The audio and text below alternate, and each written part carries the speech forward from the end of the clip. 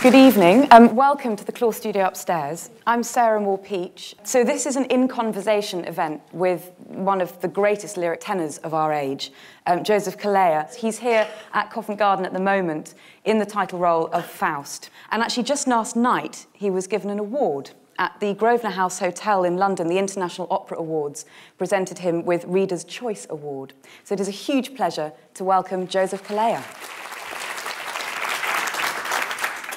So welcome, and thank you so much for giving up your time for this in what is a busy schedule. Thank you for having me.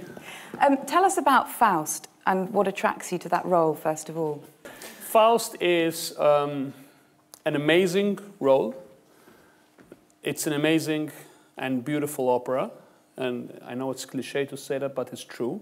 It's a bit like Carmen in the sense that it's one operatic hit after another. And it's in a glorious house, which is the Royal Opera House, in a glorious production of David McVicar, with quite an amazing cast, I have to say. It's definitely this run. It's like having Schumacher, Ayrton Senna on the same on the same theme for Ferrari or Benetton or whatever. There's no one in this cast who's not a star. One of the things that's particularly challenging about it is that you have to start off as an old man and then work your way backwards, as it were. How do you kind of cope with that dramatically? Yesterday, something happened.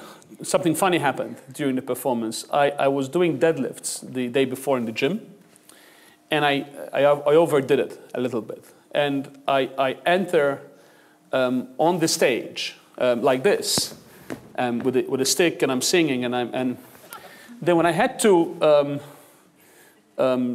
stand straight, something in my back said, All of a sudden, I was just waiting for the moment when I invoke Satan. It's either I'm gonna make it, or it's gonna be the end of my performance. Because I was literally really worried. It was something like spasmed there, but thank God it was just a momentary paralysis, or call what you want. But Faust is very challenging. And in fact, the fantastic Bruno Ravella, who revived this Faust, he was telling his first language is French. He says, Joseph, you have to be more écoute, you have to be more old and you have to be bent. And I said, yes, but I also have to sing. So we spent, because it's true, you're supposed to sound older, rougher, and I do try to sound like that. But there's a balance, because then I have to sing Salut de Mère Chaste Pure a couple of minutes later. And you cannot sound old, tired, and rough there. I want to go back to the very beginning and when you started singing. I mean, you started off in a church choir, but what sparked your interest? At what point did you think, oh, look, I could sing? My mom says that I started singing before I could even talk. And there are old Minolta tapes that unfortunately prove this.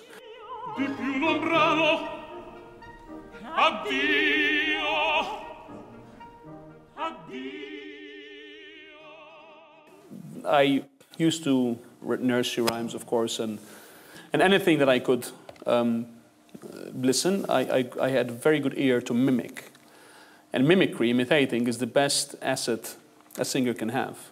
And when I heard the prelude, I was hooked. I said, oh my God, so beautiful. Then I was so eager, I sang Borsa's lines by mistake. I sang it with him, and of course he never spoke to me ever again. Till this day, he sang my lines in the opera. And I was hooked. I dared not dream that I had a world-class voice, but then I found Paul Asciak, my teacher. And he was a huge influence on you. Huge till this day. My teacher, Paul Asciak. And when I went with Nessun Dorma, Di Quella Pira, light stuff. By then I was 15. And Pagliacci, Vesti la Giubba, all the big chestnuts. And when he saw this music, he sort of went like, oh God, you know, not another one. And then I started singing it. And he has big glasses, at least back then, I think he still has them. And he went like this. He was startled.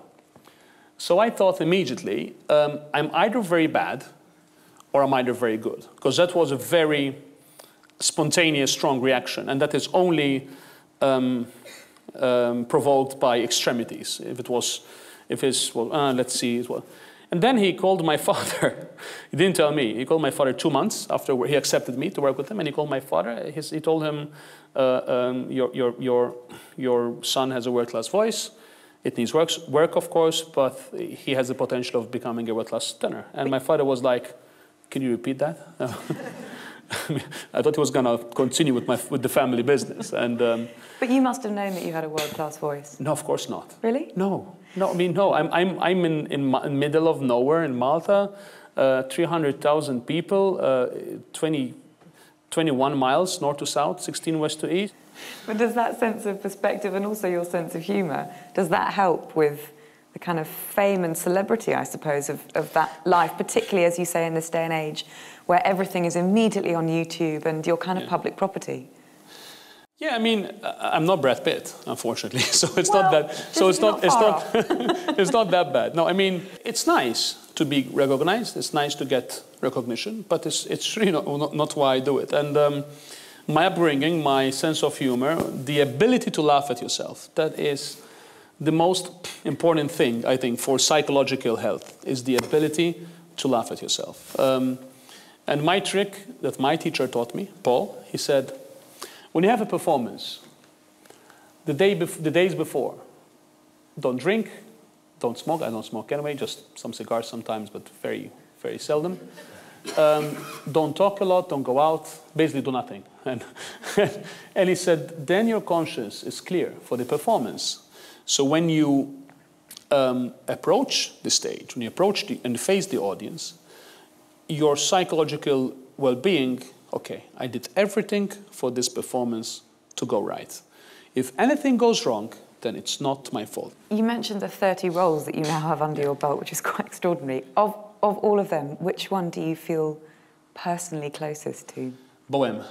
Bohème, because I'm still in that age frame. It's just wonderful. I just wish in the fourth act that he would get a job and save me instead. I mean, oh, she's dying. Get a job. Stop. I mean, you're not going to become a poet. Look at your poems. They suck. You know, I mean, stop. Regardless of where your voice goes, is there a particular role whose music you just love and would love to get a chance to sing? It's cliched, but it's Othello. I'll sing it in my family bathroom if nobody will have me. When I'm 55 or 60, I have to sing Othello. It's just dramatically, and I think that I will have in long distance future. I will have probably enough voice to do a respectable job of it. It is a benchmark of a tenor, isn't it? I mean, even someone like Luciano Pavarotti, who I think left it too late in his career when he done it. He wanted to do it because he knew that a tenor is sort of judged also by whether he makes good Othello or not. And his recording of Othello is actually pretty impressive. But that is a role. Whether my voice will mature enough to do it, we'll see. You know, we'll see. If you perform it in your family bathroom, you can sell tickets, and they'll be queuing off the edge of the island. That's all we've got time for. It's just been such a pleasure, Joseph Calleja. Thank you so much. Thank you. It's such a pleasure. Thank you so much. Thank you.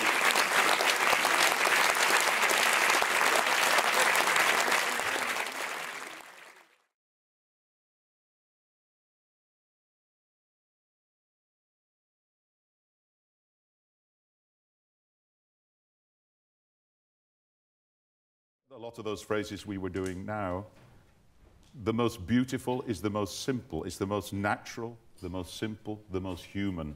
But of course that